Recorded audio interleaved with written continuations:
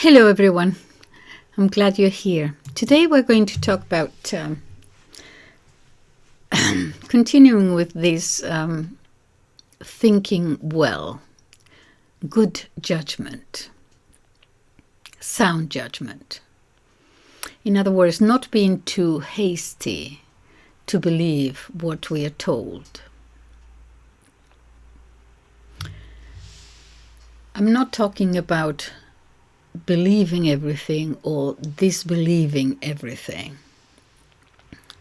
I'm talking about taking a step back and taking your time and things to consider, just sound judgment. When we need to depend on others for information, witnesses, reporters, government officials, those providing us with if it is from the government official information, we depend on others for the most part. And so here, to get that information, and so here I think two conditions are important before we make a judgment ourselves. First, that those who are providing us with information have not themselves been deceived. And two, that those who inform us are not themselves trying to deceive us. First, those who are relating to us information that they have received or they want us to know, that they have not themselves been deceived. Let us consider first, before we believe absolutely what they're saying, at how they got the information. From whom, how, from where. Where did the information come from? We may not be able to ask this question directly for many reasons, because first of all, we are not present ourselves there when he is relating the event or the information. Or in some cases, even if we are, it might be, we might feel uncomfortable, a little bit too cowardly to actually ask the question. Or in some cases, some of us might consider it bad manners to do so, as it may appear, especially with politicians, it may appear that we are doubting straight away, we are doubting his testimony by simply asking questions. However, even if the question is not asked, when we receive the information, I think we should keep that question in mind, nevertheless. For example, he's talking about a country far away that I don't know personally. An example, very simple. You hear someone saying that the harvest in that country is the very best they've ever known. In that country. Okay, no problem. But you have no reason to believe it or disbelieve it. But this is an example. The first thing is to pause your attention and consider the person who's saying it. Is he a person from that country, perhaps of an advanced age, a rich landowner perhaps, well established there all his life? If that is the case, perhaps I have no reason at all to doubt it. Based on the fact that he is knowledgeable in the question at hand, his profession, long experience, okay. That seems to me to give him the necessary know-how to form a right judgment about that year's harvest. But what if, instead of this gentleman, is his son, the one who's saying this? His son might be a very good son, or he might be, one who uses his father's wealth and possessions to enjoy himself and use his money, and perhaps was distracted by the lure of the city and knows very little about what is happening in the countryside. Okay, he might have heard his father saying that, but if that is not the case, then his testimony is not as trustworthy as his father's was. Are you with me? Yeah. So if the statement is made by someone, all right, so that's the son. But if the statement is made by someone else who travels to this particular country frequently on other businesses that have nothing to do with agriculture, again, I cannot put my faith in his words completely, because I may conclude that what he is saying to me is in fact his proposals for something, his opinion, that statement is in his own interest. It's not that I have to disbelieve it completely, but my trust has come down slightly as to the validity of what he's saying. Another example. In a meeting, someone says that engineer X has just invented a machine for this or that product, and that his invention is the very best one up to date. Okay, fine. Who's saying this? Perhaps a gentleman of, the same profession, knowledgeable in the field, who has traveled widely to try to be up to date in the latest machinery production about this product. He has been commissioned many times to carry out comparative studies, whatever it might be, okay? So the question is this person making this statement a competent judge to judge, or is he a charlatan? Or is he, perchance, a guy who has invested great sums of money in machinery production and wants to invest much more? Is his own interest involved in this? The words, it could be correct, the statement, but his trustworthiness to me also has lost some validity. In this particular case, perhaps all of it. So, in any case, it is wise to bear in mind that there might be a case that those who convey information to us have some personal interest involved in what they're saying. Of course, we should be on our guard as to the truthfulness of what we're being told, of course. We should take into account the witness, the person's reputation, and whether there is or he has some personal interest here. There is some personal interest involved that might impel him to stretch the truth a little, or even to lie. In the case of Engineer X,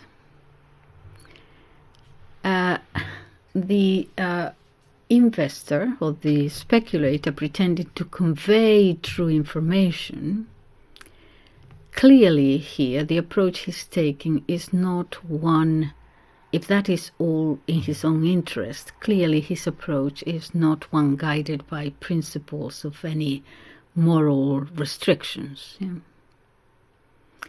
Although perhaps we could have hoped that he could have bowed slightly in a more gentlemanly manner to human courtesy, at least. Well, that was 19th century English, the British Empire. They were very good at this. Anything terribly overt, rather vulgar, yes, but we live in different times.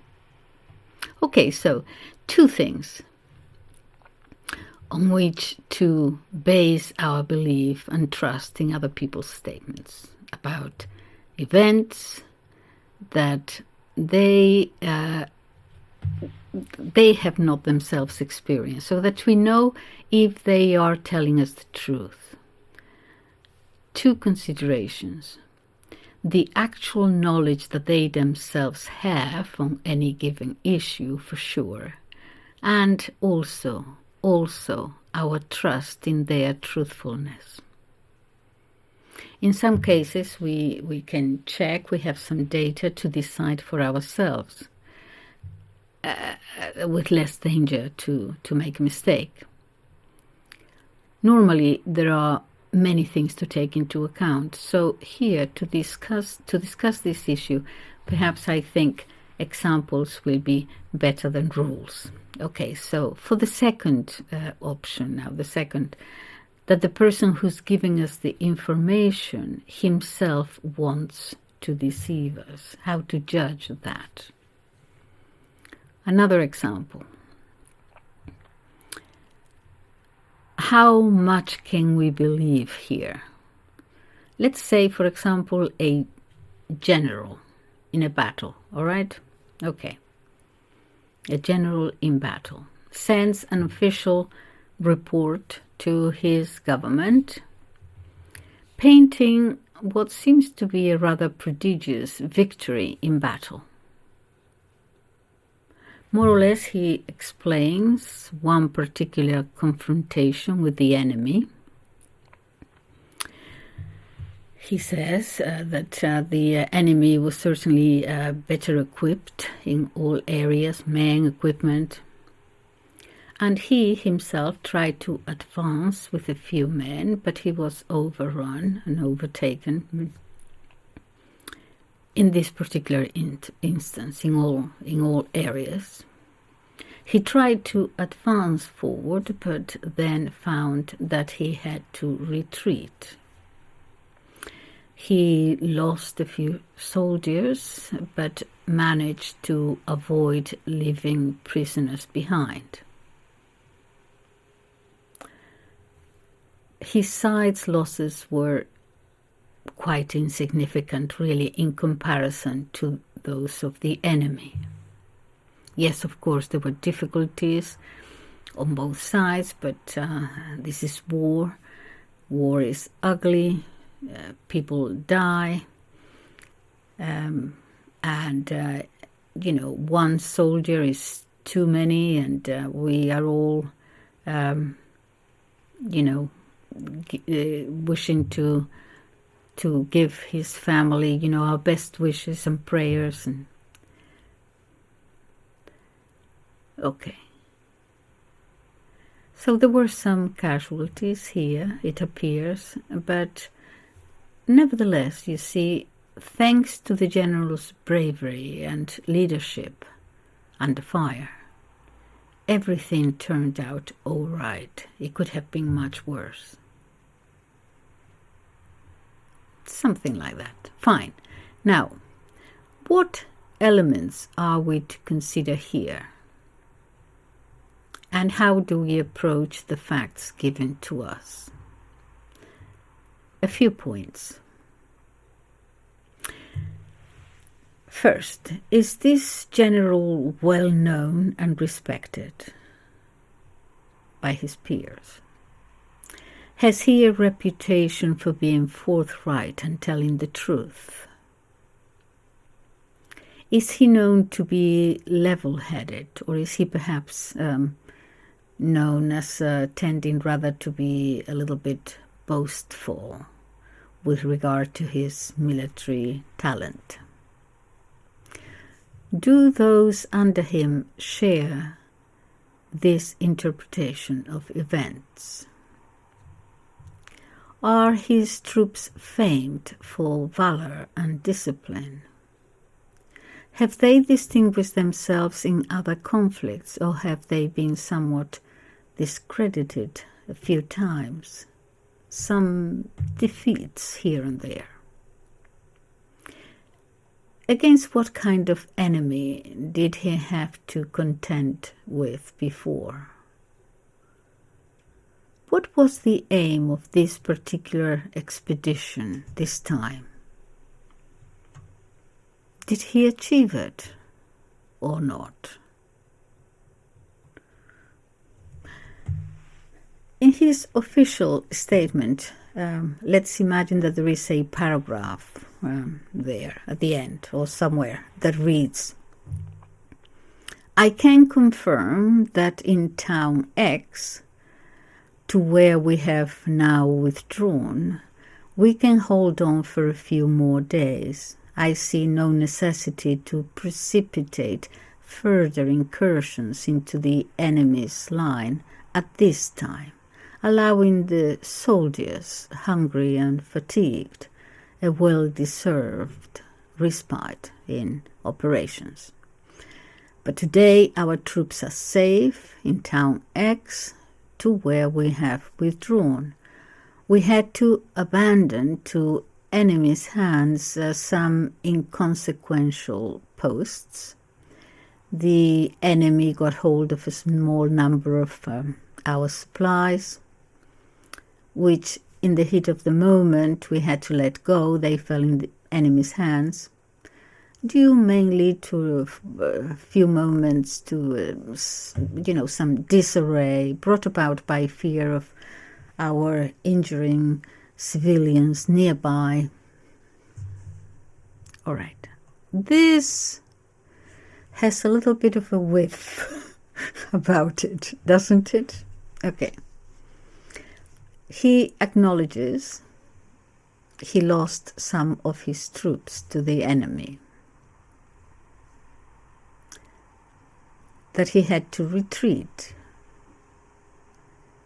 So actually he didn't break into enemy lines with those remaining. There was an advance, then they had to retreat. Okay, question.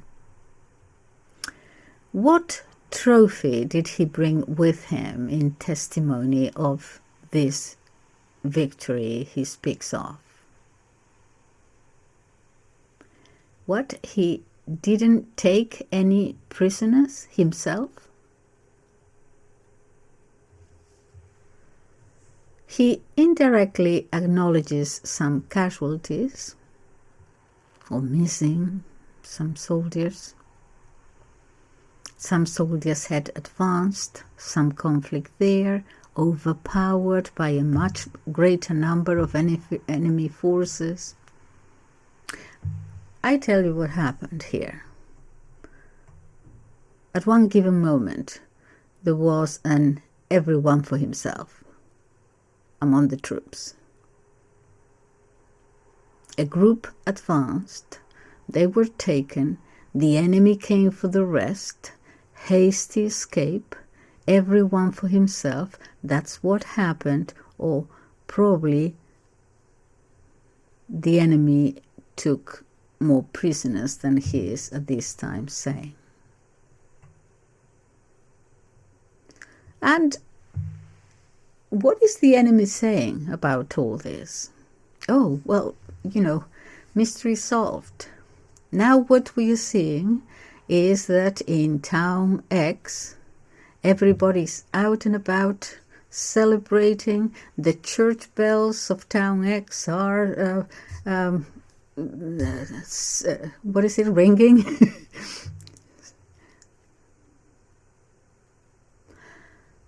So you see that and you say, oh, it appears that perhaps it was not such a great victory on our side. And then sure enough, the enemy is happy to contentiously present to the world right there where the siege took place and the prisoners and so on and so on. the victory was in fact, or this semi-victory was in fact, an utter defeat. One observation here on someone's intent to deceive.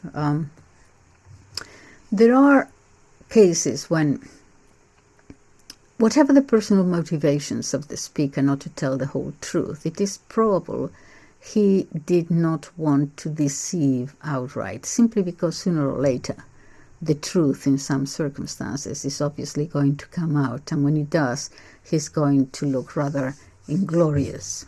Okay, so experience tells us that we cannot completely believe everything we are told. My point here is not to say that, as I said, we must believe everything or disbelieve everything, as I said at the beginning. It's simply to suspend one's judgment. Suspend your judgment, because data will start coming out, and the people in town X dancing in the streets, So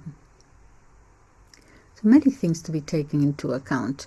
In this situation, for example, the greater or lesser forces of the enemy, disbandment of his troops, the number of dead or injured, the more or less favorable positions taken, more or less intractable roads, difficult situations, all these factors.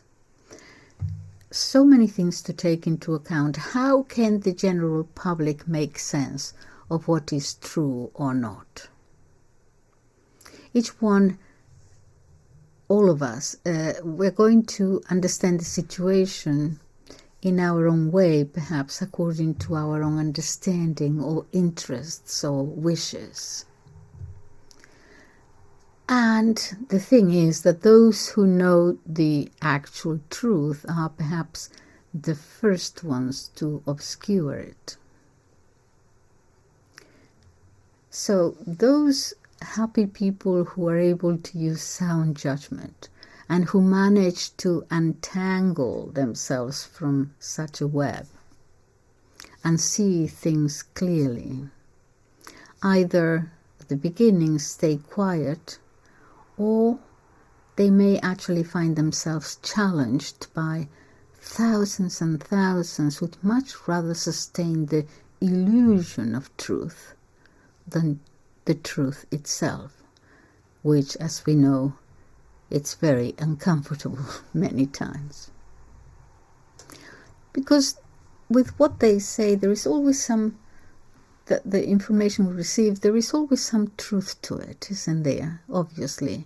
Because, you see, if they are intentionally trying to deceive us, swindlers are never so extreme that they will normally wear some form of a disguise. And so they twisted the truth for the time being, because in a relatively short time the government will know, in this case, or the military will know, that what the general has told was a scandalous lie. And then it gets worse, because he will have to confront the mockery and effrontery when he faces the public. And so he will have to pay dearly for this 1 minute of glory. So they're going to be careful on how to present the case, never an outright lie. There's many similar cases. In this particular case, the good common sense of the public will ask, is this the official report?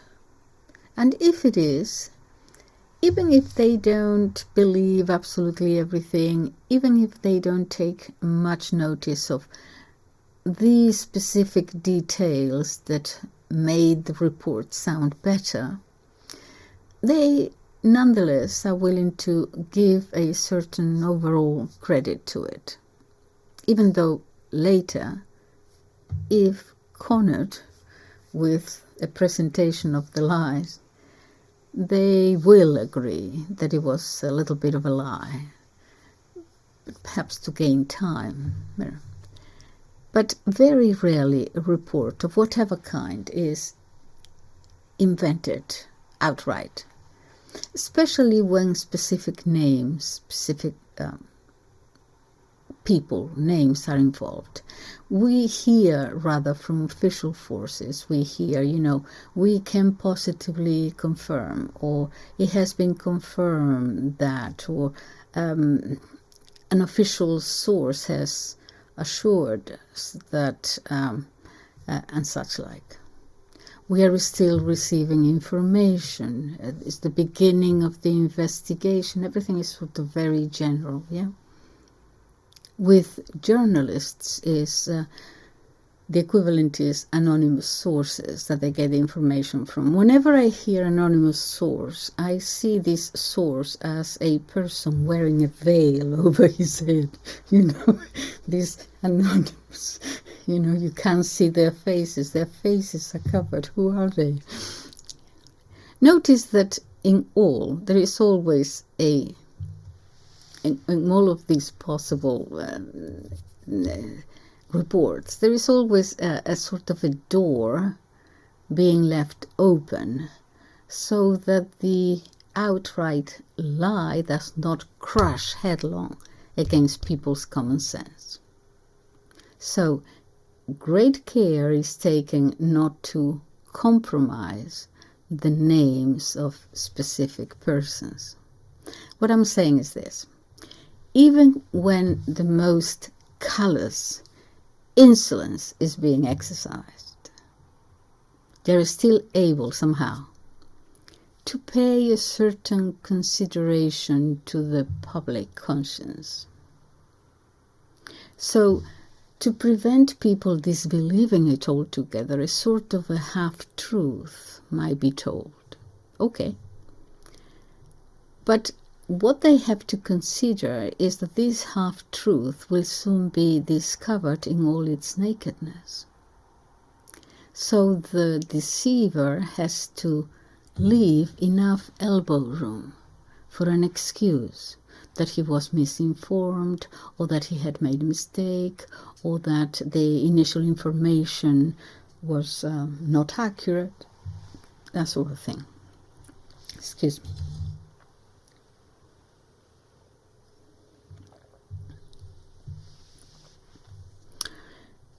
Difficulties in getting to the truth of events when we're dealing with long distance in time and space and countries far away. Okay.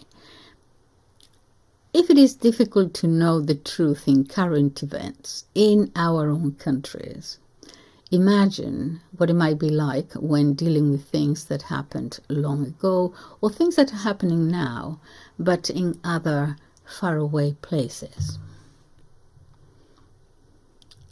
However heartbreaking it might be, to what degree things that happened, not today, but in a far distant, or perhaps even near past, or things that are happening today in other countries, okay? So things that have been, when reported on it, on these things happening in places far away, might have been disguised, exaggerated, whitewashed, disfigured, altered from top to bottom and inside out. Possibility there. If you live in the country at the same time that a certain event is happening, is taking place, you have some means to avoid being misled, to some extent. You might have witnessed the thing yourself, or read and heard different reports, which you can, to a certain extent, compare and try to verify, if it interests you. With due labor and discretion in judgment, you can certainly clarify some points as to what the truth is. Let me talk a little bit about one way of doing that. For example, the press or newspapers. Okay, a newspaper. All right, an illusion. Some people believe, or used to believe, that in those countries that had enjoyed freedom of the press, finding the truth was not difficult because they had all manner of different sources, different newspapers, different everything, okay?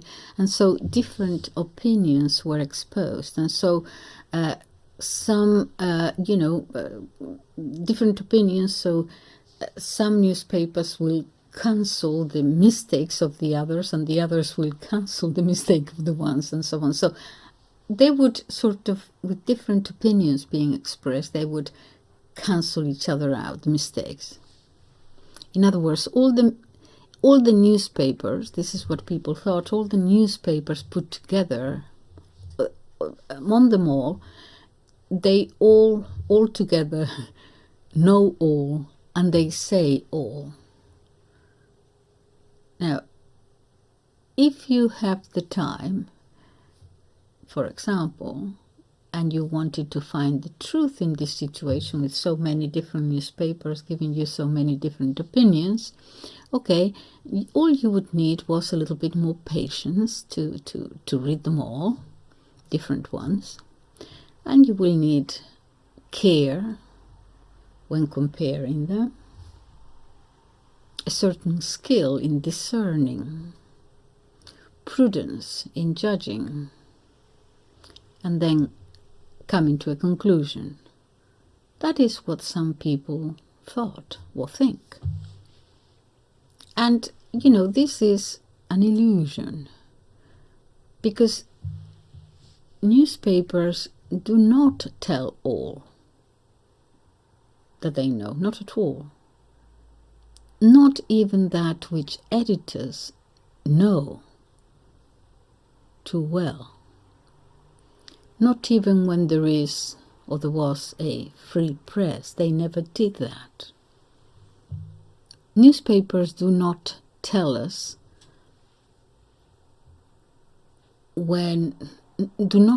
all when, let's say, people and events are concerned. Let's talk about people first.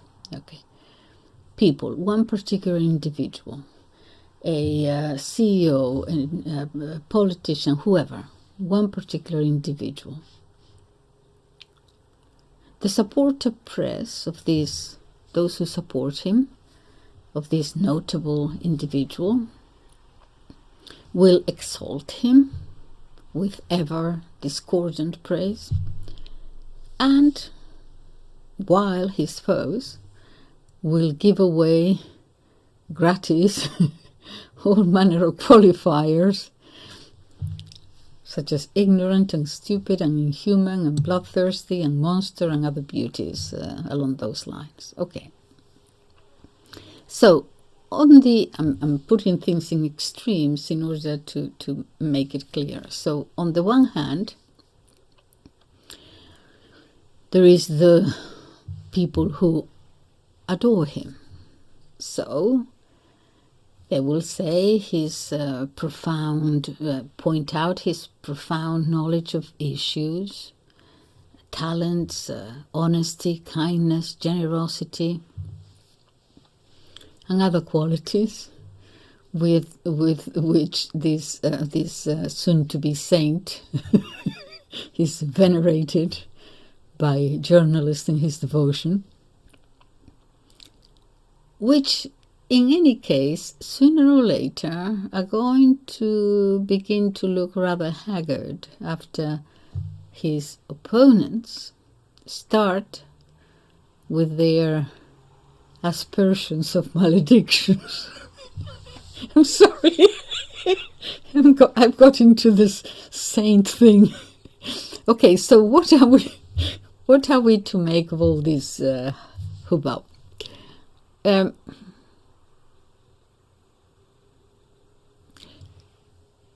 Shall we fall for any one of these extremes, or try to slide somewhere in the middle in the manner of a refereeing?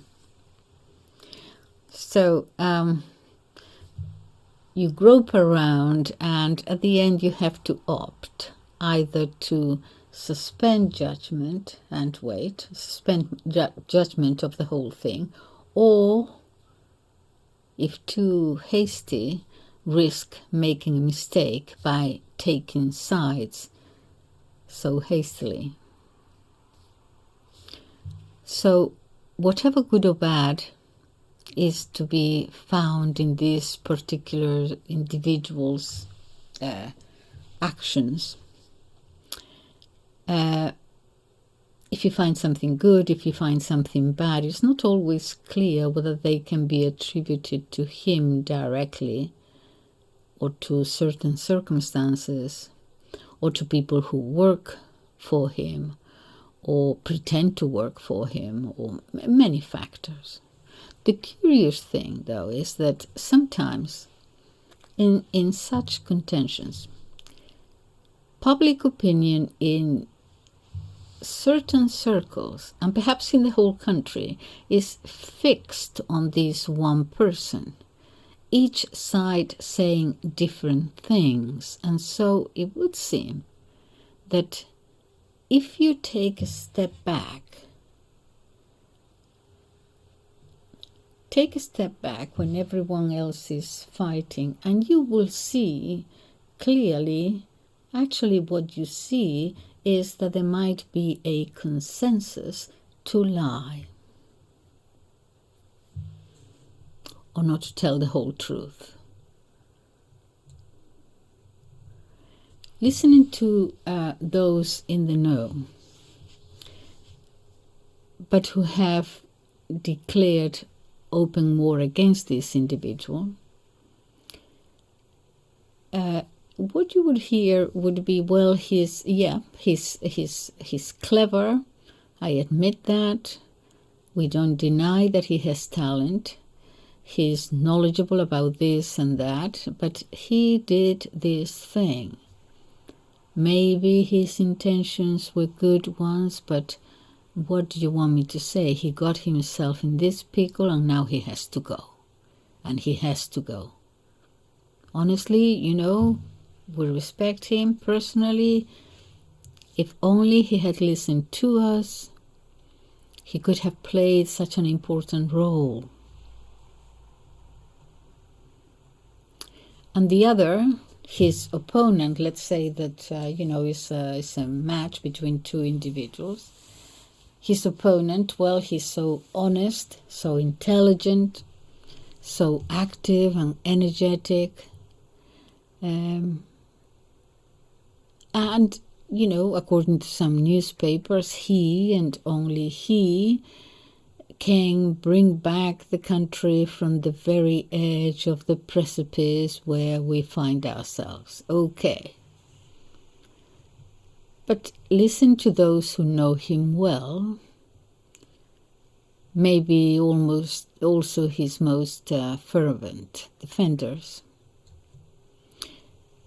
And the comments are a little bit subdued, more subdued than what they write. They will say, yeah, well, yes, he's a poor soul, God bless him, we know that, but all in all, he's the best man for the job right now, and someone must be leading the company, the country. He's accused of impure handlings. Yes, everybody knows that. I see. We are talking about his finances. Oh, good. Okay, yes. Well,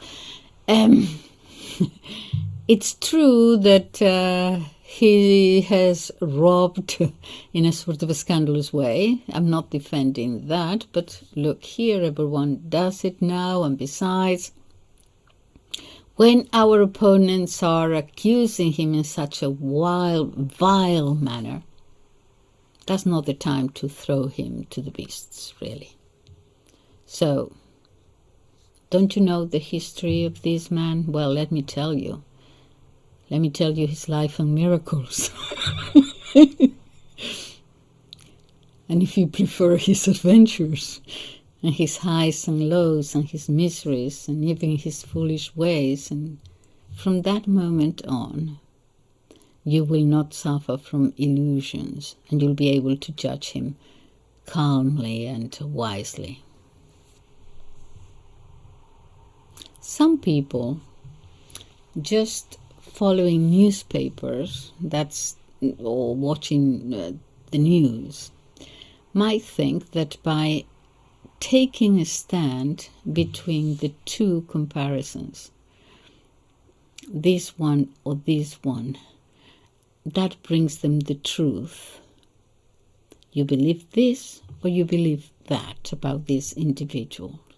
And they think that that brings them the truth. It seems to clarify the truth sufficiently for them. And that is how great mistakes are made about men and things. The fear of being denounced, or in the case of newspapers, actually sometimes it is respect for certain persons, the private lives of certain people, that they do not report on, although less and less, but traditionally they were not comfortable doing that. There was a sense of a public decorum, all that, certainly in the past. And this often prevented newspapers from covering certain details about the individual's life. So they would cover him in his, public office, his official business, his official charge, and tell us anecdotes which show us openly that the person they are attacking, they're just attacking the office, okay, and the whatever it might be, lack of moderation, invectives, sometimes certain cruelty or satire. And they think that by attacking that public face, and that will do, not getting to the private life, his personal life of the individual, obviously. But, think about it. No, it doesn't necessarily.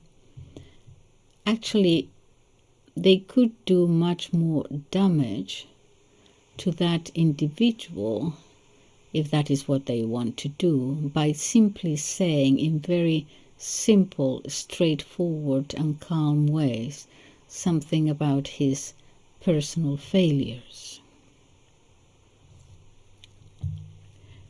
Now, why am I saying this?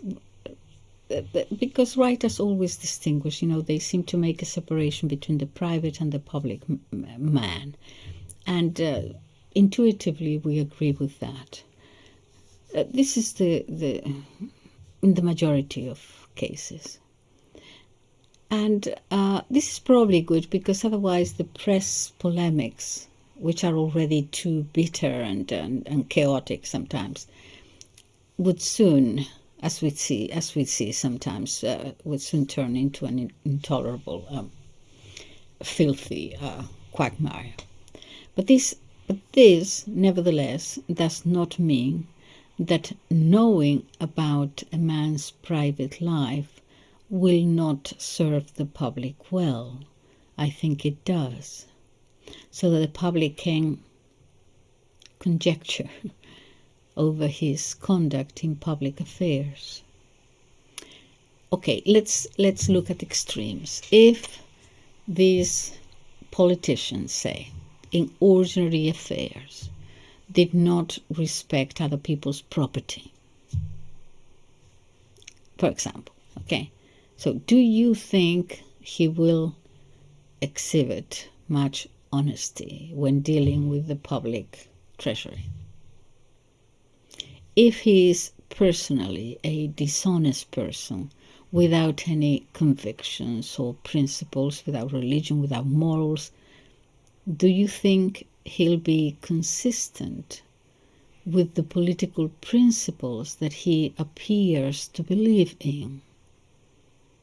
And that in his words and promises, the government that's dependent on his service can rest assured. Think of the Epicurean, I think we call it now narcissistic, or even sociopaths. I don't know, people give different, okay. The narcissistic person who systematically in his own town shamelessly insulted public decorum all the time by being a bad husband, a bad father.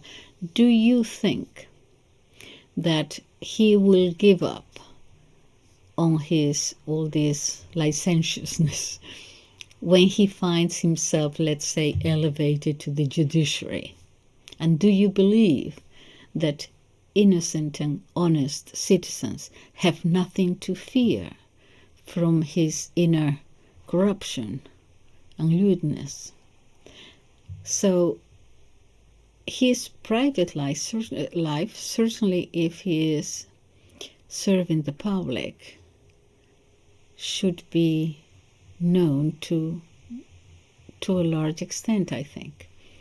It's not that we're going to, well, of course we can fall into little details about things that shouldn't interest anyone. We all have our things in our closets.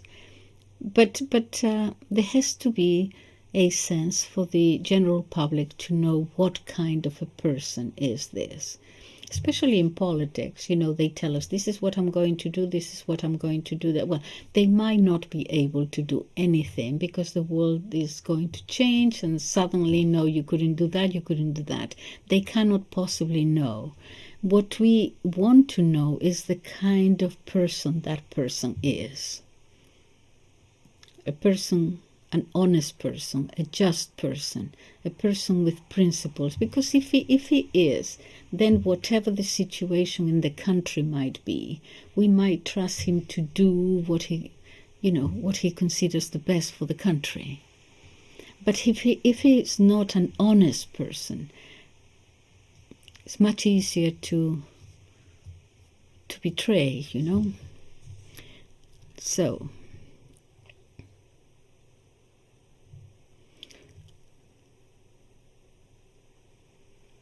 what do you think the honest general public, good people,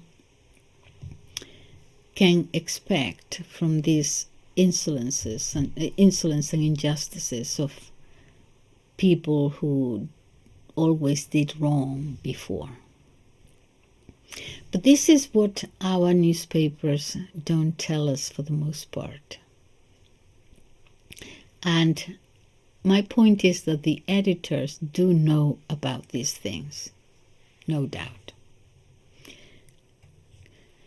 Newspapers do not say everything about people and do not say everything about events either. Even in politics, things that might be affecting our country, it is not true, it is not correct to say that newspapers tell you everything. They talk about whatever it might be amongst themselves. But what they tell themselves and what they write about are different things. In the public domain, there are always some formalities that they feel that need to be followed. Many considerations are kept to themselves. More than a few say the opposite of what they think, and even the most strict in truth-telling, those with the conscience, find themselves sometimes in need of, if not saying what they actually think outright, at least saying much less than what they think. Much of the information that we are not told, they actually know it. And this information, which is in the background, not there out in the public, in the background, it makes the rounds. It goes round and round and round, you know, like a false coin, you know, recognized by many, accepted as such by many more. The thing is that those in the know actually have no doubt whatsoever as to its non-value and its illegality, the false coin. But they don't tell us. That's where we are. I shall leave it here, and thank you for liking, subscribing, commenting, sharing. Thank you. Bye-bye.